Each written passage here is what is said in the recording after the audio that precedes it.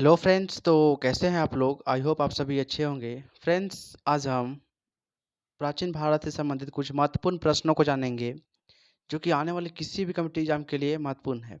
इसको हम लोग बोल सकते हैं क्या कि ये लूसेंट जो होता है ना, उसका पूरा निचोड़ है ना? इसको आप देखिएगा तो सबका सब लगभग क्वेश्चन मिल जाएगा आपको, है ना? और बहुत ही महत्वपूर्ण जो क्वेश्चन है, उसको मैं सेलेक्ट करके लाया हूँ, तो इसको आप ज़रूर से देखिए। और इस चैनल को अपने दोस्तों के साथ, सगे-संबंधियों के साथ ज़रूर से शेयर करें, ताकि हमारा जो मोटिवेशन है वह आगे तक जा सके और मैं आपके लिए और भी मेहनत कर सकूँ। ठीक है? तो आइए स्टार्ट करते हैं। पहला है प्राचीन भारतीय इतिहास के स्रोत। ठीक है? अब प्राचीन भारतीय इतिहास, इसका स्रोत कहाँ से मिलता है, मतलब हमें जानकारी कहाँ से मिलता है कि जो इतिहास के बारे में, भारत के इतिहास के बारे में जानकारी कहाँ से मिलता है? तो इसमें पहला है धर्म ग्रंथ से, ऐतिहासिक ग्रंथ से और विदेशियों का विवरण, और एक और है पुरातत्व संबंधी साक्ष्य। इन चारों से ही विधियों से ही क्या होता है, भारत से संबंधित जो इतिहास में जानकारी है, मिलती है। आगे देखेंगे हम लोग। अब पहला देखेंगे धर्म ग्रंथ और ऐतिहासिक ग्रंथ से मिलने वाली भारत के बारे में मिलने वाली जानकारी के बारे में। ठीक है? तो इसमें देखिए, धर्म ग्रंथ एवं ऐतिहासिक ग्रंथ से मिलने वाली महत्वपूर्ण जानकारी कौन-कौन से हैं? तो इसमें भारत का जो सर्वप्रथम जो ग्रंथ है, ग्रंथ बोलेंगे तो वह वेद है। क्या है? वेद। भारत का सर्वप्रथम ग्रंथ वेद है, ठीक है? और इसी से जानकारी मिलती है। अब ठीक है, अब इसका संकलनकर्ता कौन है? तो इसके संकलनकर्ता यानी लिखने वाले बोलेंगे तो महर्षि कृष्ण द्वैपायन वेद व्यास को माना जाता है, ठीक है? अब जो वेद है, इसको 4 भागों में बाँट करके भारत के बारे में जानकारी मिलती है। पहला कौन है? ऋग्वेद, यजुर्वेद, सामवेद और अथर्ववेद। ये 4 वेद हैं, ठीक है? अब सभी वेदों को एक-एक करके जानेंगे, ठीक है? सबसे पहला है इसमें ऋग्वेद। क्या है? ऋग्वेद। ऋग्वेद होता क्या है? तो ऋचाओं के क्रमबद्ध ज्ञान के संग्रह को ऋग्वेद कहा जाता है, ठीक है? अब ऋचाएँ क्या होती है? ऋचाओं का मतलब है पद में रचे हुए जो वेद के जो श्लोक हैं ना, उसको बोलते हैं हम लोग, ठीक है? आगे देखेंगे, इसमें कुल 10 मंडल है, 1028 सूक्त और 10,462 ऋचाएँ हैं, ठीक है? ऋग्वेद पढ़ने वाले ऋषि को कहते क्या हैं? जो पढ़ता है इसको, ऋग्वेद को, इसको बोलते क्या हैं? इसको बोलते हैं होत्री। क्या बोलते हैं? होत्री, ठीक है? अब विश्वामित्र द्वारा रचित ऋग्वेद के तीसरा मंडल में, इसी ऋग्वेद का ही तीसरा मंडल में सूर्य देवता, जिसको सावित्री के रूप में बोला गया है, समर्पित एक प्रसिद्ध गायत्री मंत्र है। ठीक है? गायत्री मंत्र समझ रहे होंगे कौन? जो ओम भूर्भुवः स्वः जो होता है ना, वो गायत्री मंत्र है। तो यह सूर्य देव से संबंधित है, ठीक है? और यह ऋग्वेद के तीसरे मंडल में मिलेगा इसको, ठीक है? अगला है, 9वाँ मंडल में देवता सोम का उल्लेख मिलता है। किसका? 9वें मंडल में देवता सोम के बारे में उल्लेख मिलता है। इतना इसके बारे में याद रखिएगा। एक और है कि ऋग्वेद में बहुत से प्रछंदों में अर्घन्या शब्द का प्रयोग हुआ है। क्या? अदन्य शब्द का प्रयोग हुआ है, जिसका संबंध किससे है? तो गायों से है। सॉरी, गाय होगा, क्या होगा? गायों से, ठीक है? गायों से इसका संबंध है। ये मिस टाइपिंग हो गया है। आगे देखेंगे हम लोग। अच्छा, इसी में ही कुछ और है, जिसमें कि इसमें जैसे कि बोलेंगे ना, इंद्र के लिए 250 श्लोक है, अग्नि के लिए 200 ऋचाओं का रचना की गई है, इस प्रकार से किया गया है, ठीक है?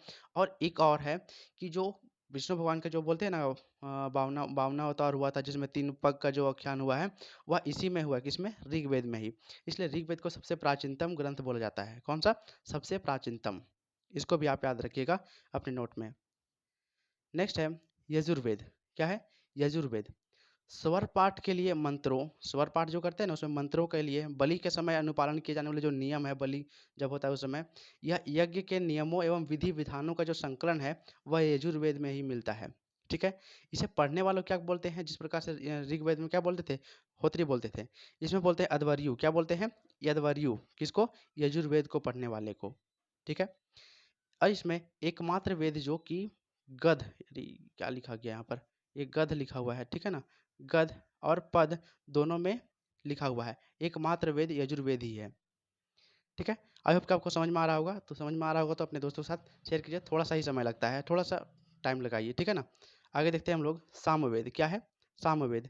इस वेद में मुख्यतः यज्ञों के अवसर पर जो गाए जाने वाले जो ऋचाएँ होती हैं ना, यानी जिसको बोलते हैं मंत्र, उसका संकलन मिलता है ना? मतलब गाने के लिए जो मंत्र होते हैं, उसका संकलन मिलता है, ठीक है? इसके पाठकर्ता को हम लोग होत्री बोलते हैं। क्या बोलते हैं? सॉरी, उदात्री बोलते हैं, ठीक है ना? होत्री तो ऋग्वेद में था। उदात्री बोलते हैं। क्या बोलते हैं? उदात्री, ठीक है? नेक्स्ट है, इसे भारतीय संगीत का जनक कहा जाता है। बहुत इंपॉर्टेंट क्वेश्चन है ये। ठीक है।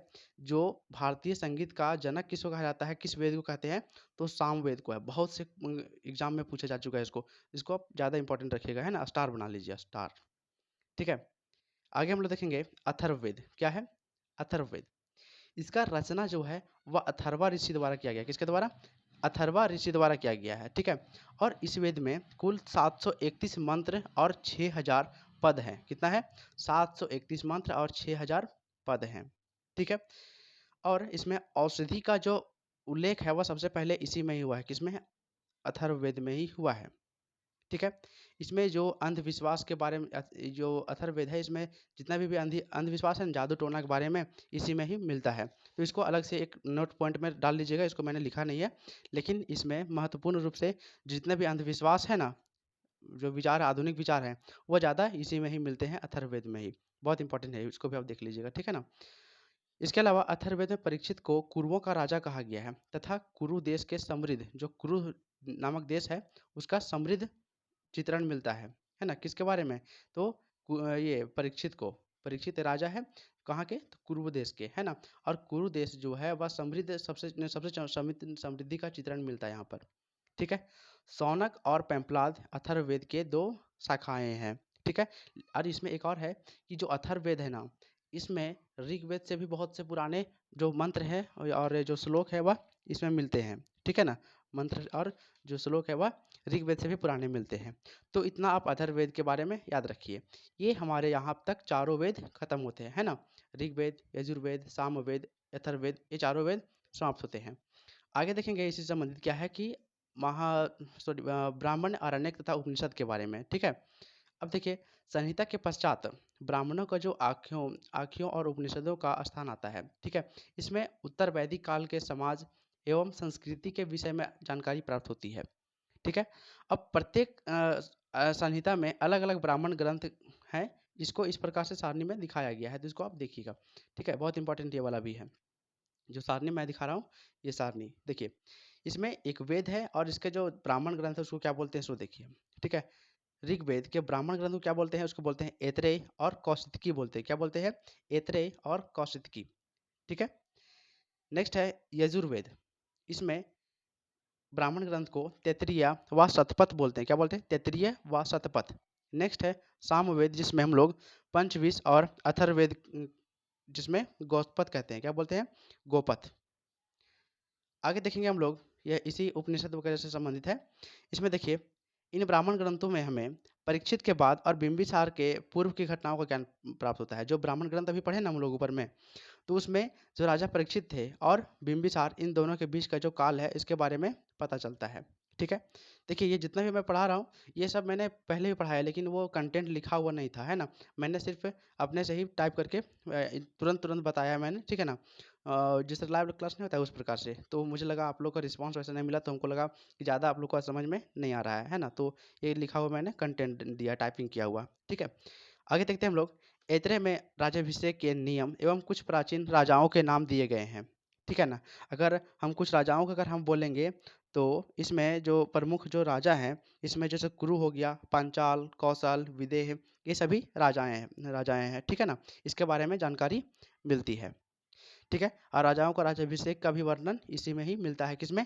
ऐत्रेय में। ठीक है ना, जो ऋग्वेद से संबंधित है। ठीक है।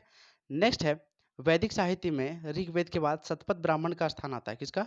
शतपथ ब्राह्मण का स्थान आता है। सबसे प्राचीनतम वेद कौन सा था? ऋग्वेद। इसके बाद में शतपथ ब्राह्मण। इतना आज के बारे में याद रखिएगा।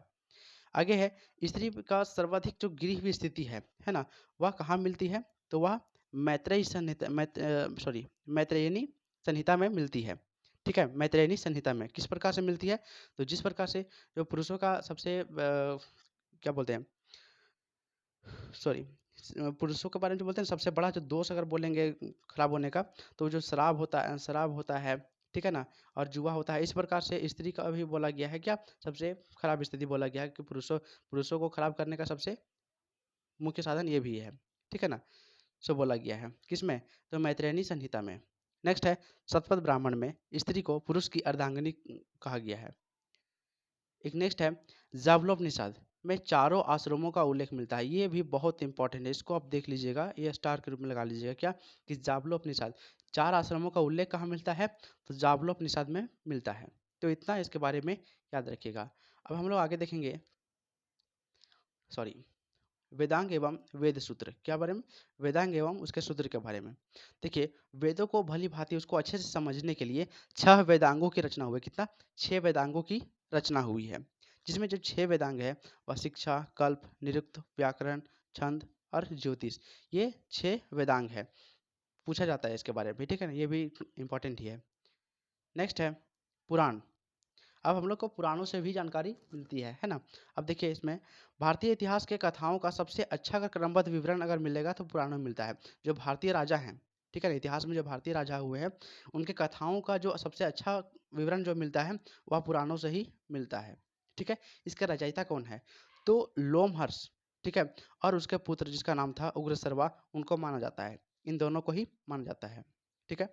अब पुराणों की कुल संख्या अगर बोलेंगे तो कुल 18 पुराण है, लेकिन कुल पंचायत में कुल 5 पुराणों को ही राजाओं का वंशावली पाई जाती है। मतलब 18 है ना, तो सभी में राजाओं की वंशावली अच्छे से नहीं पाई जाती है, लेकिन जो 5 जो पुराण है उसमें मिलती है, जैसे कि मत्स्य पुराण, वायु पुराण, ठीक है, विष्णु पुराण, ब्राह्मण एवं भागवत पुराण, ये सभी में राजाओं की वंशावली पाई जाती है, ठीक है।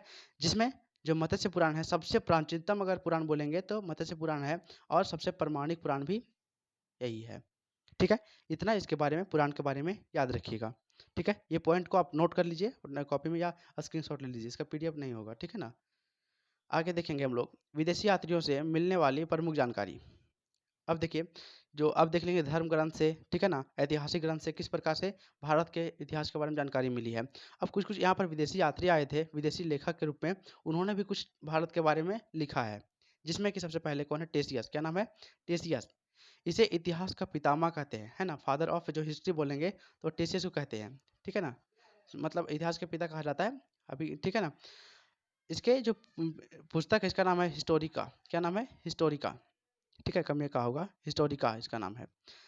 नेक्स्ट जो लेखक है उसका नाम है मेगास्थनीज, बहुत इंपॉर्टेंट है ना, स्टार, ठीक है, मेगास्थनीज। यह सेल्यूकस निकेटर का राजदूत था तथा चंद्रगुप्त मौर्य के दरबार में आया था, ठीक है। इसका पुस्तक जो पूछा जाता है अधिकतर, इसका पुस्तक का नाम क्या है? इंडिका। क्या नाम है? इंडिका, ठीक है। असल में इसको देखिएगा, है ना, ज्यादातर इसका राजदूत था सो, और किसका पुस्तक का नाम क्या है सो, ठीक है। अगला जो लेखक है उसका नाम है डाइमेकस। क्या नाम है? डाइमेकस। टाइमकस जो है वह सीरियन नरेश अंत्योकस का राजदूत था, जो कि बिंदुसार के दरबार में आया था। अब बिंदुसार कौन है? तो चंद्रगुप्त मौर्य का बेटा जो है वह बिंदुसार ही थे। नेक्स्ट है डायोनिसियस। यह मिस्र नरेश टॉलमी फेलेडेल्फस का राजदूत था, जो कि अशोक के राज दरबार में आया था, ठीक है। अगला है टॉलमी के बारे में। इसने भारत के भूगोल नामक पुस्तक की रचना की है। कौन? भारत का भूगोल नामक पुस्तक, ठीक है। आगे देखेंगे हम लोग, ये सब चीनी लेखक है। इसमें देखिए फाहियान, यह चीनी यात्री गुप्त नरेश चंद्रगुप्त द्वितीय, गुप्त शासनकाल चल रहा था ना, उस समय चंद्रगुप्त द्वितीय जब राजा थे उस समय के दरबार में आया था। कौन? फाहियान, बहुत इंपॉर्टेंट है। नेक्स्ट है वेनसांग, यह हर्षवर्धन के शासनकाल में भारत आया था, ठीक है ना। ये सब जो बता रहे हैं ये सब बहुत इंपॉर्टेंट ही लेखक है, उसको मैं ही लिखा आया हूँ, है ना।